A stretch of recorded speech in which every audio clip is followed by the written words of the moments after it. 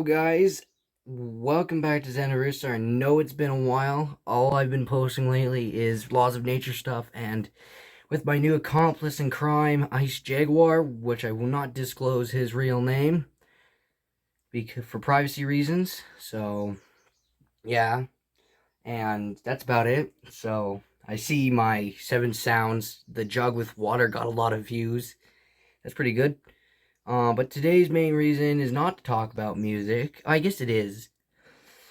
Today I'm going to be 100% brutally honest about Metallica's discography.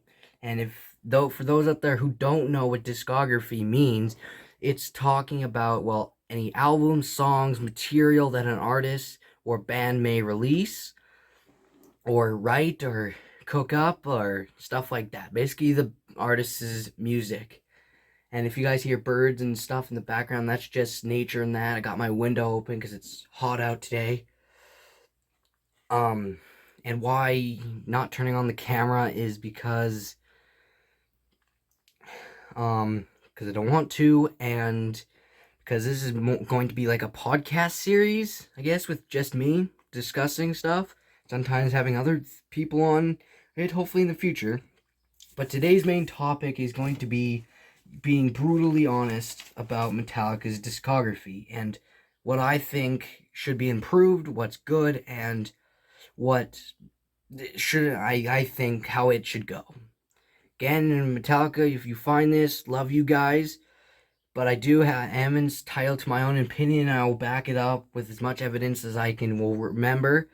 And yeah, most of these podcasts are going to come from, most of stuff I shared, hopefully, mostly will be my opinion.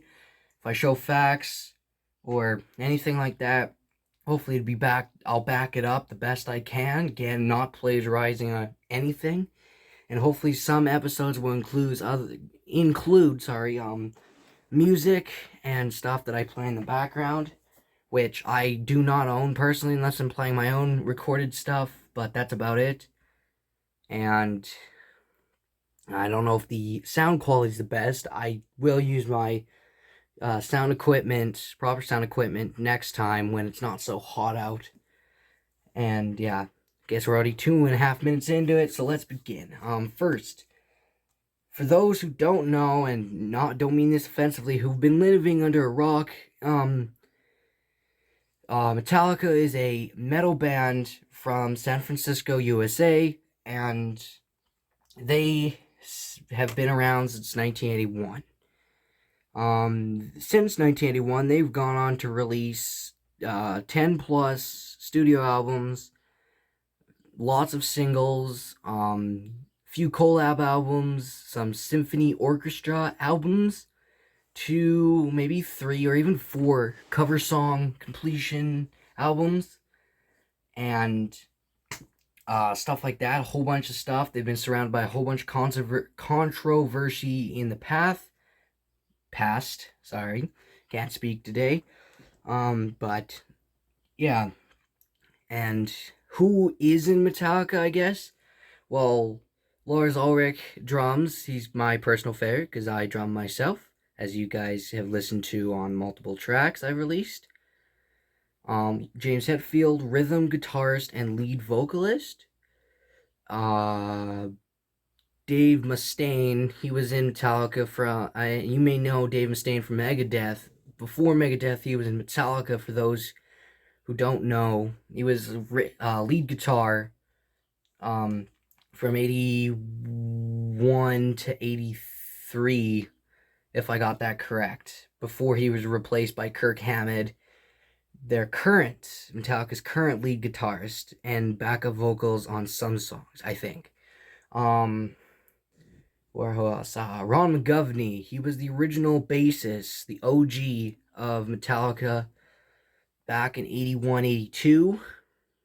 And then I'm pretty sure he left, and thus he was replaced by the awesome, the legend, the best damn bassist I think I know, Cliff Burton. And obviously, probably, if you dwell in Metallica's story and history, Cliff Burton died in 1986. I believe it was either 24 years old or 27 years old. I'm pretty sure he was 24 years old when he died. 1986, September 27th. There we go. That's where the 27 comes from. And by bus crash. Tragic. And then after him was Jason Newsted, or has Kirk and Lars and James like to call him Jason Newkid. And yeah, he was the third official bassist of Metallica. And then up to our current lineup with Lars, James, Kirk, and Robert Trujillo. Hope pronounced his last name right. I'm pretty sure it's Spanish. Maybe. I don't know. But yeah, that is the current lineup. Other than some others have helped, like Joey Jordison from Slipknot. Rip Joey. He dead. Who else? Bob Rock, who was the producer of the Black Album, or Metallica's 1991 self-titled album by the name of Metallica. That's what self-titled means. Load, Reload, and Saint Anger. And I guess Garage Incorporated as well. So he helped out with bass after Jason left in 2002. Or, no, 2001, sorry. And he helped out bass for Saint Anger in the early days of Saint Anger before Robert Trujillo came in. But anyways, that's what Metallica is, where they come from, and who's in it. Now, what type of music do they make? Well, being known as a metal band, obviously they make metal music. In the start, their first 3 albums, I guess you could say, Kill 'Em All, Ride the Lightning, and Master of Puppets, are considered to be thrash metal. Even though Lars Ulrich has gone on to say multiple times that they are not a thrash metal band. They take on multiple different genres, I believe, with thrash metal and power metal, speed metal, whatever you want to call it, being their origin, and them slowly moving to heavy metal, regular metal, hard rock, I guess soft rock for some songs, even country rock, songs like Ronnie and Mama Said, I would say. The Outlaw Torn, I think, is supposed to be included on that from all 3 of them are from Load from 1996. I want to say, they attempted grunge and alt rock in 96 and 97 with Load and Reload, but we'll talk about those 2 albums when we get there. I'm saying a lot because I'm thinking of what to add next here. These podcasts, by the way, will be unscripted. So kind of whatever I say or that, it's at your viewer discretion. I don't mean to curse sometimes, but again, and that's another can of worms in itself. Cursing, there's commentary and statementary cursing. Then there's aggravated or direct cursing, like you have a reason for it to use certain words like that. And then there's sometimes accidental and indirect cursing. On these podcasts, I'll try not to curse as best as possible, but sometimes it's mostly going to be commentary and statementary cursing. So viewer discretion is advised. Should probably put that in the description. Most of these podcast episodes will be age restricted for older viewers, because I will also deal with other type of mature content, if you know what that means, you know what it means. But back to Metallica's discography. I would say let's start with Kill 'Em All and everything leading up to Kill 'Em All. Kill 'Em All was released in 1980. It was started and worked on in 1982. It was not released till 1983, and then Ride the Lightning came along. Kill 'Em All has 12 songs on it total. With being Hit the Lights, The Four Horsemen, Motor Breath, Jump in the Fire, Cliff Burton's famous, I guess, Anesthesia Pulling Teeth bass solo, Whiplash, Phantom Lord, No Remorse, Seek and Destroy, Metal Militia, and the other 2 tracks are Am I Evil, which is Diamond Head cover, and Blitzkrieg, which is a Blitzkrieg cover. And those were 2 bands from the NWOBHM, New Wave of British Heavy Metal.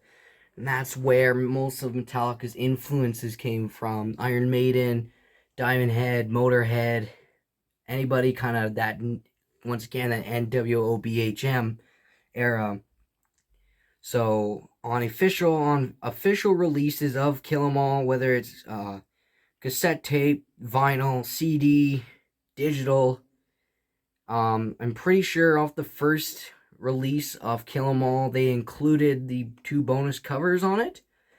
And all the newer, like the newest version, like the version that I have is the Blackened Records version, which doesn't have the 2 covers on it. So that's kind of sad, but you can find them on Garage Incorporated. So yeah, there's that. And Metallica are known for their covers, by the way. Like, they do excellent work at those. Nothing else can be said about Kill 'Em All. What I would do to change Kill 'Em All, like nothing, in essence, in generality, nothing is actually perfect. I would say everything in current life, from my perspective, everything's like always going to be 99.98 or 99.99 percent, and not always 100.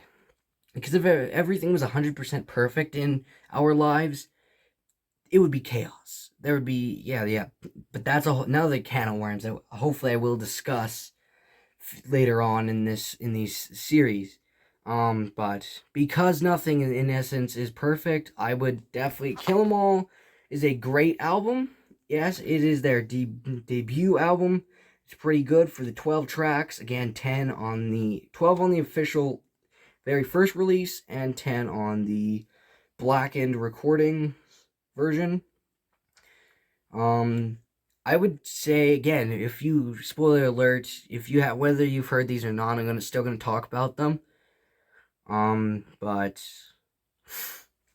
yeah, I would definitely Hit the Lights and the Four Horsemen, because, well, there is no Kill 'Em All without those 2 tracks, and I would add the Mechanics as well as a bonus track. Mechanics, by the way, was the first version of the Four Horsemen. It was the same riff, essentially faster, I'm pretty sure, with different lyrics. And Dave Mustaine wrote that one, so yeah. So I would say add that. Motor Breath and Jump in the Fire, track 3 and 4. I say we could probably put Jump in the Fire as bonus. I mean, it's a good song and all, but like, it's not like, if you're looking for a upfront, here you go type album, for the Kill 'Em All era, I would say Jump in the Fire is almost probably either bonus or very back of the album. Motor Breath, I think we could drop entirely. Personally, again, this is 100% brutality and honesty. So Anesthesia, no, there is no such thing as Kill 'Em All without Cliff Burns' bass solo, so it stays on here. Whiplash and Seek and Destroy. I know I skipped over Phantom Lord, No Remorse, and I still have yet to get to Metal Militia, but those can wait. Kill 'Em All, once again, is not Kill 'Em All without Whiplash or Seek and Destroy. World famous Seek and Destroy, by the way. They have to be on this album, or there's no Kill 'Em All. Phantom Lord, I would say definitely could be added as a bonus track. I don't know, or just very back of the album. No Remorse, I would say, is more of a bonus, because I think Metal Militia tops it in that, and then we get to Metal Militia, and I would say those, like, they would just be bonus, or, I don't know, B-side material, because I would say anything on here that's almost Dave Mustaine, like he has a credit for, should be moved to the bottom, because Dave Mustaine's not in Metallica. We want to make this 100% core Metallica, then anything with Mustaine on it has to be moved to B-side. So Kill 'Em All would be a lot shorter. As for Am I Evil and Blitzkrieg, they would still just be thrown into an album filled with covers. Like every single Metallica cover ever. Then we move on to the second album, Ride the Lightning from 1984.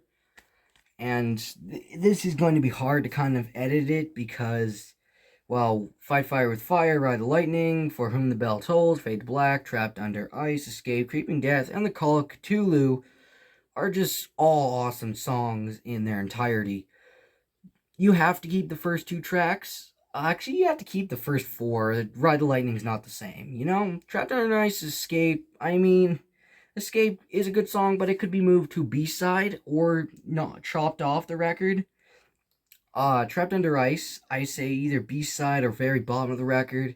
Creeping Death and Cthulhu have to stay on the record because there is no such thing as Ride the Lightning without Cthulhu or Creeping Death. So yeah, those have to stay on there.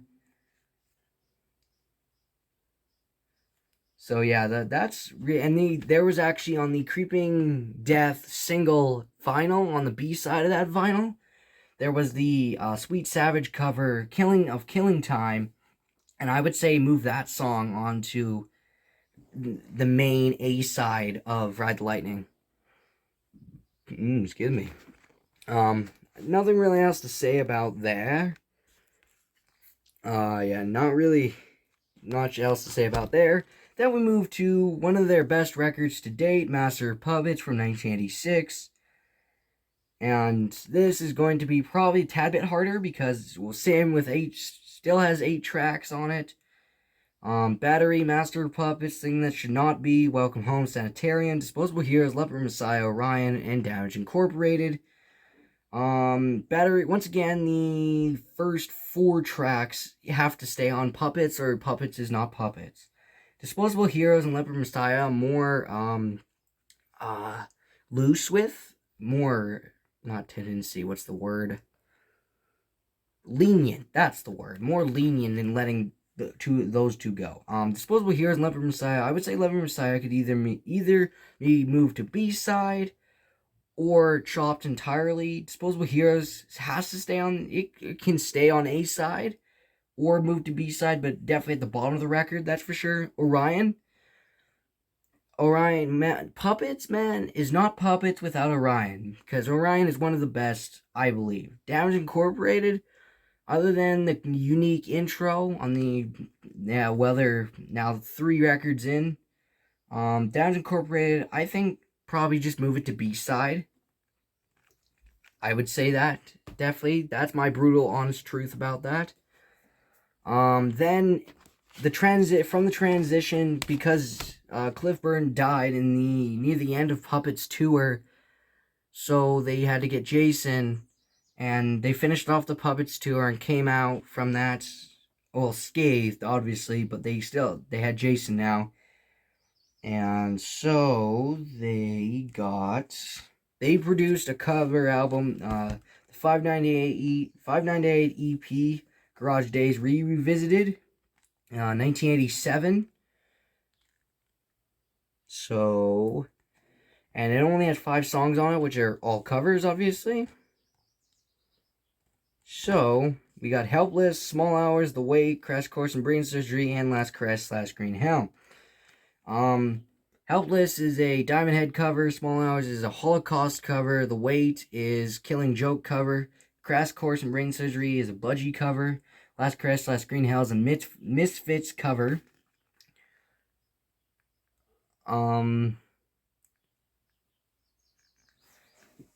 I would say, again, probably chop this whole album, or like, not chop it as in get rid of everything, but move everything to one album with every single cover on it, period. Then we'd move to their 4th record, I guess 5th if you're including that, 598 EP, and Justice for All from 1988.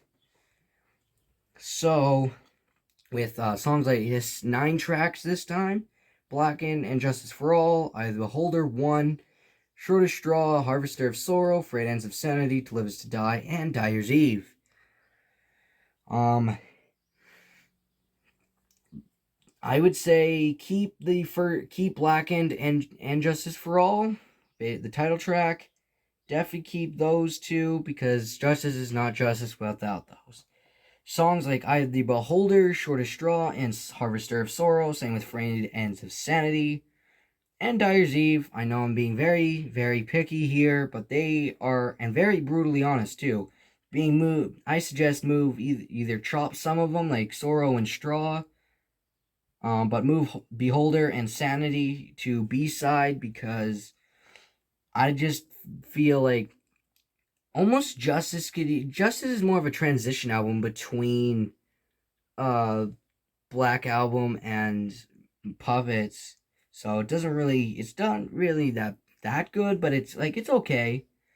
But anyways, all that we'd be left with is To Live Is To Die 1 and the 2 and track 1 and 2. 1, there is no justice for all without 1. And To Live Is To Die, I mean it's great and all. I would say almost say move it to B side. Like honestly, like it's okay, but it's not like it doesn't live up to 1 Blackened and the title track. Like, so that's my opinion on Justice, that's for sure. Then we have the Black Album from 1991. And people, this is their most sold record with over 90 million copies sold. And I would say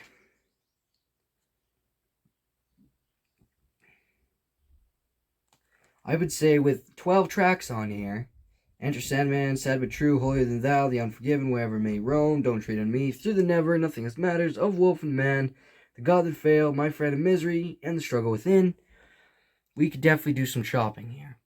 There is no Black Album with the snake on it without Sandman, Sad But True, Unforgiven, Wherever I May Roam. So we can chop off Holier Than Thou and Don't Treat On Me. I would say Holier Than Thou is completely moved to B, probably bottom of B-side. Don't Treat On Me, top of B-side. And then moving on to the other side, Nothing Else Matters is completely invincible. Nothing can touch it, because it's that good. Through the Never, and Of Wolf and Man can be moved to B-side, but not chopped. The God That Failed, My Friend in Misery, and The Struggle Within, I would say chop them completely. So that means that's 9 of 12 tracks that are okay. Or 9 of 12 tracks that are great, and 3 of 12 that are genuinely good. Moving on to, there was really a big gap between the Black Album and Load. So from 91 to about 96. Well, they didn't start recording the songs for Load and Reload till 95, so Black Album lasted 4 years, which pretty long in my opinion, that's for sure. Next would be Load chronologically, and again, this is more factual. I'm gonna be factually cursing. This is the first song off of Load is Ain't My Bitch, and again, like I said earlier, discretion advised if you don't like that, but it's just the name of their song. I could probably, yeah, it's very raw and upfront. Then we got 2x4, the house Jack built, Until It Sleeps, King Nothing, Hero of the Day, Bleeding Me, Here, Poor Twisted Me, Wasting My Hate, Mama Said, Thorn Within, Ronnie, and The Outlaw Torn. Out of all 14 tracks, this is their, I think, second longest album. That's if you include if you include Garage Incorporated. So yeah. So I would say Load can't be Load without the first 2 tracks. Track 3, I would say probably move to B-side. Track 4 and 5 and 6 keep on the main record. Bleeding Me, Here, Poor Twisted Me.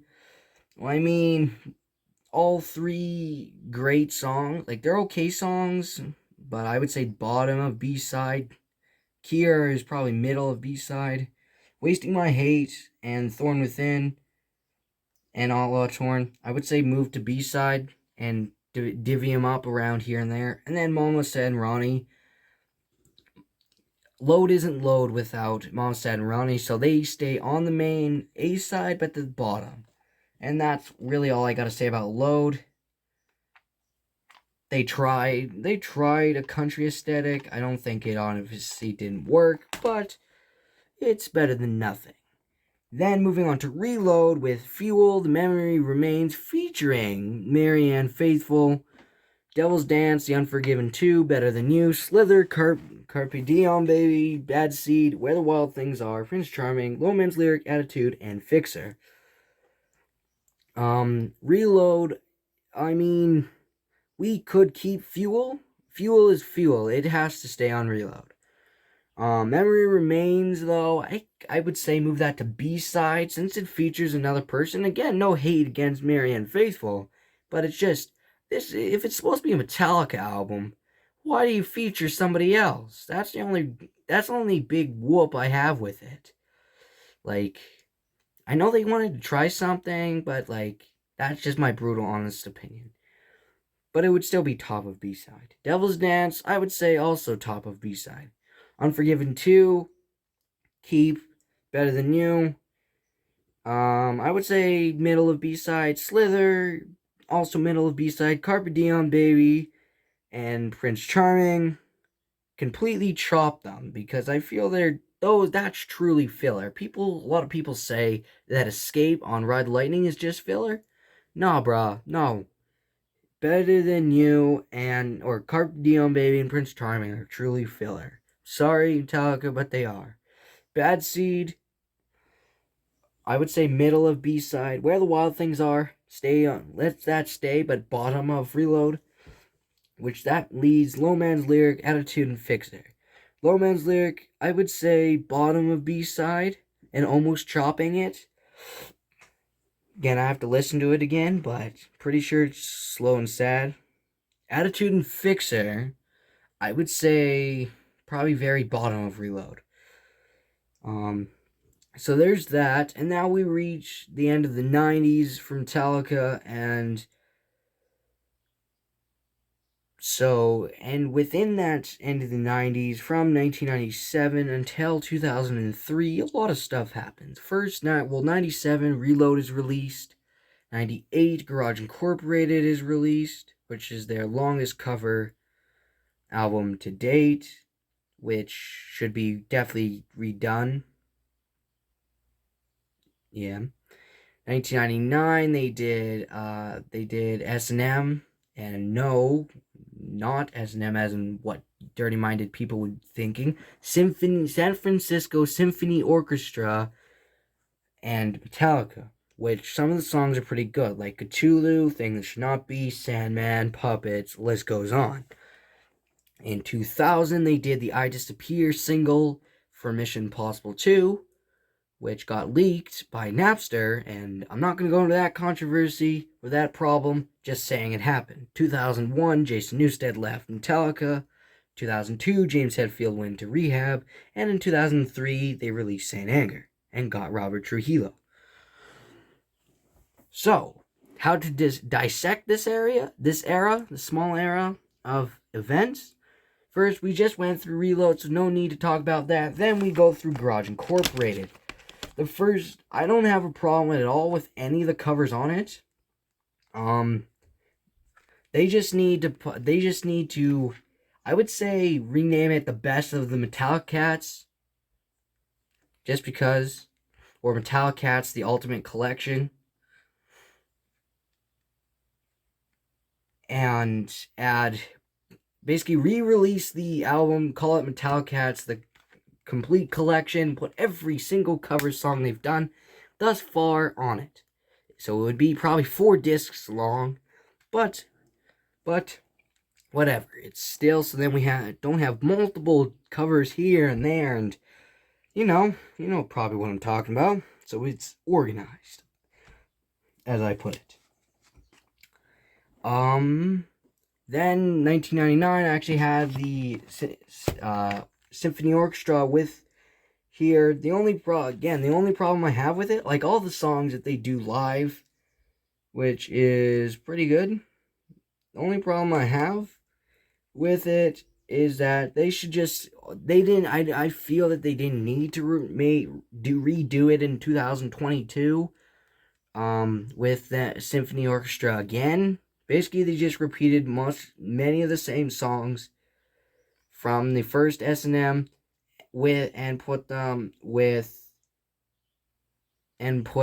new tracks like Day That Never Comes and other new songs that they had took from Death Magnetic, Saint Anger, and Hardwired to Self-Destruct and put them on S&M 2.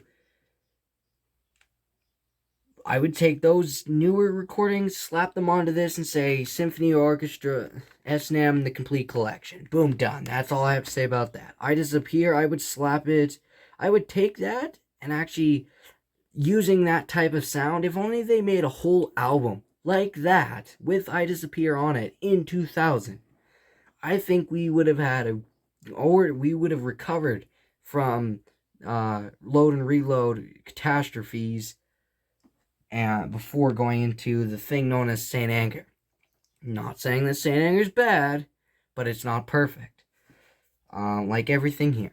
So that brings us to over 2001 to in 2002, after James Hetfield went into rehab before he returned, they had a miniature, I guess you could call it an album, the Presidio Sessions, because they were recording in a place called Presidio Burax, or however you pronounce that, in San Francisco, which included a bunch of the demo versions of songs from Saint Anger and a bunch of other smaller tracks, riffs, and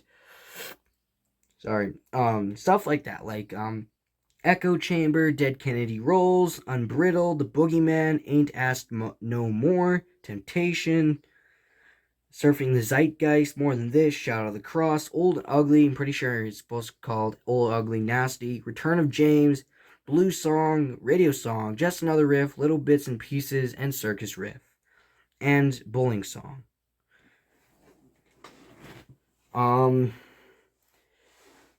I would say almost probably, and then we get into Saint Anger with Frantic, Saint Anger, Some Kind of Monster, Dirty Window, Invisible Kid, My World, Shoot Me Again, Sweet Amber, The Unnamed Feeling, Purify, and All Within My Hands. Of course, All Within My Hands is a charity for those who don't know. And I would say take the Presidio Sessions and slap it on B-side of Saint Anger. Saint Anger, I would say, again, it's a very emotion-filled album, obviously about frustration, anger, and temptation, and everything that has to do with those three things. And yeah, I would say I wouldn't make changes to it, but I could. I feel that because I think it was more feeling-based, because of what was going on at that time around 2003, that can't really say much about it other than it's just emotion filled, and people obviously didn't like the high pitched snare thing, but everybody has their own version of what they like to hear. Then Metallica didn't really release anything until 2008 with Death Magnetic. And with, that was Just Your Life, The End of the Line, Broken Beans, Scarred, The Day That Never Comes, All Never Long, Cyanide, The Unforgiven 3, The Judas Kiss, Suicide and Redemption, and My Apocalypse. In total, I would say That Was Just Your Life, Keep, End of the Line, B-side, bottom of the B-side. I'm pretty sure it's not that bad, but it's not that good. Broken Beat, Scarred, I would say top of B-side. Day That Never Comes, Keep. Same with All Night Long. Cyanide, I would keep. Top of B-side. Unforgiven 3, keep on the initial track. Judas Kiss, I would say middle of B-side. Suicide and Redemption, I want to say B-side. And My Apocalypse, I would say keep on the main record.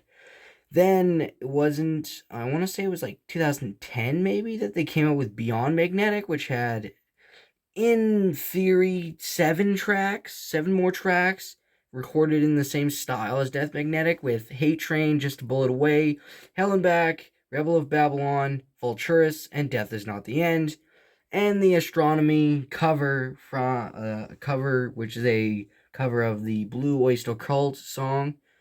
So from those, I would say Hate Train, Keep on B-side, Just a Bullet Away, and Hell and Back, I would say bottom of the main record, Rebel Babylon, B-side, Vulturous, and Death Is Not the End. I would say put main record.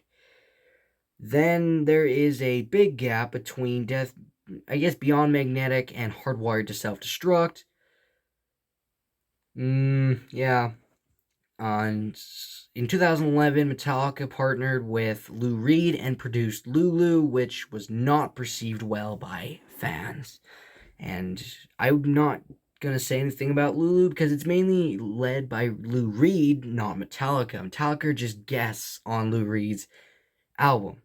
So, we're skipping over that and heading directly to 2016 with Hardwired to Self-Destruct, which has a lot of songs on it, and we're chopping off the live versions that are on the album, which those live versions include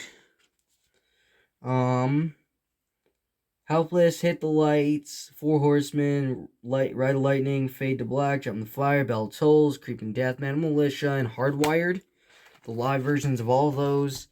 So we chopped those off. So what we're left with is Hardwired, Atlas Rise, Now That We're Dead, Moth into Flame, Dream No More, Halo on Fire, Confusion, Mankind, Here Comes Revenge, Am I Savage, Murder One, Spit Out the Bone.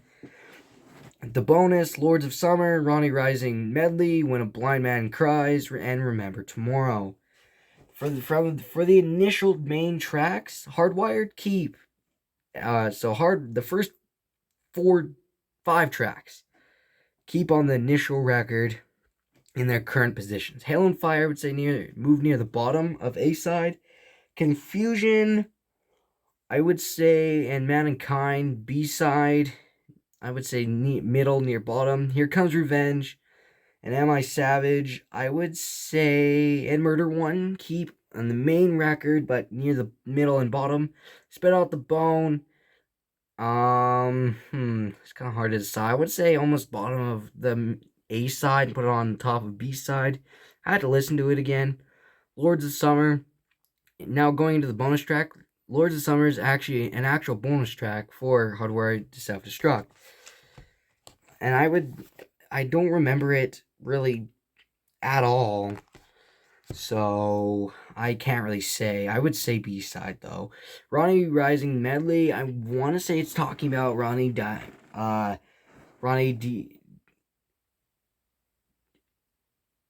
James Dio, I think, from the band Dio. I think, I don't know, and I don't recall ever hearing it or listening to it, so I can't really say anything. But I would say B-side, probably bottom. When a Blind Man Cries is an Ozzy Osbourne cover from, I'm pretty sure it's Diary of a Madman. And Remember Tomorrow is an Iron Maiden cover, which, once again, all the covers, throw them on the Metallicat's complete collection. That's it. And then between 2016, Hardwired to Self-Destruct, and 2023 with 72 seasons, there is obviously 7-year gap, which the reason as to why Metallica has been having these big gaps is because since they have, I'm pretty sure they said they had their own recording company, which is Blackened Recordings, and because they have their own recording company, they have a lot of money, they can basically choose their own schedule and when and what they want to produce. And as Lars has said, I'm pretty sure it was a Howard Stern interview that, like, they will never stop playing. Like, they will never run out of riffs or ideas. Like, the creative spirit and the creative amount of creativity is not the problem. It's just a physical problem. Like, if they can't physically play Battery or Master of Puppets or something like that, then they'll stop eventually. But, like, they won't ever run out of like ideas. They like Lars has a whole MP3 player basically filled to the brim with riffs and ideas. So yeah. So I guess they just take their own time and their own course as they're getting older, and they have a lot more money and their own recording company. So thus, they can kind of produce and put out whenever and whatever they want. In between that 7-year gap, though, was, well, the COVID pandemic was 2019 to 2022. So in 2020, they were on a live call, and they did uh, they played their song Blackened, track 1 from Injustice for All, acoustically and softly. So it's was just called Black in 2020, and then the S&M 2 Symphony Orchestra and Metallica 2 in 2022. Again, what's it just said? I already talked about that, so don't need to talk about it again. And then we bring you guys up to the modern day 2023 with 72 seasons. And the main thing of 72 seasons has 12 songs, 72 seasons with title track, Shadows Follow, Screaming Suicide, Sleepwalk My Life Away, You Must Burn, Lux Eterna, Crown of Barbed Wire, Chasing Light, If Darkness Had a Sun, Too Far Gone, Room of Mirrors, and Inamorata. And comment down below on this first podcast episode if I pronounced that last track correctly. And it's the very first official Metallica track to be more than 11 minutes long, which is a record-breaking song. From what I've listened to, I think because the 4 singles that they released were the title track, Screaming Suicide, Lux Eterna, and If Darkness Had a Sun. I would say the 4 singles that they released, keep, because they are all pretty good. As for Shadows Follow, keep. On A-side, Sleepwalk My Life Away, bottom of A-side, You Must Burn, top of A-side, Crown of Barbed Wire, middle of A-side, Chasing Light, I would say either bottom of A-side, top of B-side, almost. Darkness, or never mind, Too Far Gone, if I can remember correctly, I would say probably B-side. It's not as good as the others. Room of Mirrors, I want to say bottom of A-side, top of B. And Inamorata, either middle of A-side or bottom of A-side. I can't decide, because I'm pretty sure it's an okay track, just like Spit Out the Bone. So yeah, that's that. Other than like, they have extra songs, like they did, like Cliff Burns' last song. He did have a writing credit on To Live Is to Die, which the original version, his version of it, you have to go check that on. Go to YouTube and type in Cliff Burns' last song, and it'll give you the original recording of what his original version of To Live Is to Die was to sound like. So I would say I would have thrown that on the Cliff 'Em All, like make a Cliff 'Em All CD and put all his best masterpieces on it, or every single song that he was not only his favorite, but that he had a writing credit on, and make it only so that it's the bass, vocal, and drum versions of those songs only. Chorus minus Orion, and Cthulhu. But have those songs, have them at really loud bass version. And then obviously Anesthesia is just bass and drums, so minus his bass solo take 1 vocal. That's about it. And then they also had another Sweet Savage cover called Let It Loose. They did a bunch of Ramones covers after they not only tribute to Ramones, but after they inducted them into the Rock and Roll Hall of Fame. And then they had a Clash cover, a Neil Young cover, Soundgarden and a Chris Cornell cover. They did a Prince cover. They did covered Alice in Chains. They've covered the Beatles, the Animals, Deep Purple, Nirvana. They have another Iron Maiden cover called Prowler. They did a Diary of a Madman Aussie cover. They've covered Black Sabbath, obviously. They covered a song called "The Money Will Roll Right In," which was originally released by Fang, band called Fang in 1983. So, yeah. Other than that, throw all those covers again on the Metallica, the complete collection. Other than that, I don't think they really have any other songs or discography or anything that I'm missing. Like, other than that, I would have to say, like,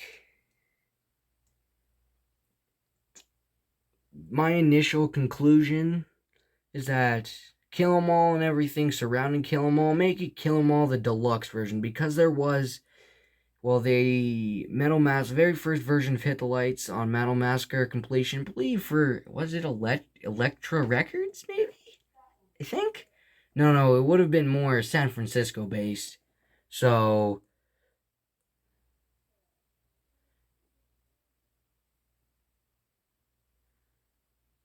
yeah, but yeah, I would, if you want my like small thing, I'll make a short on YouTube Shorts about what I think the discography should look like. But other than that, I'm gonna go. Thanks for listening to the very first episode 1 of Xander Rooster podcast, and this one will be titled "My Truth on Metallica." And other than that, there's not much else to talk about in their discography. I just really hope they make their stuff more affordable so it can help a lot of people out. And with that all being said, goodbye. Thanks for listening. Please comment, like, and subscribe. The better you can make, more subscribers we can get to, the better the channel can be made. Goodbye.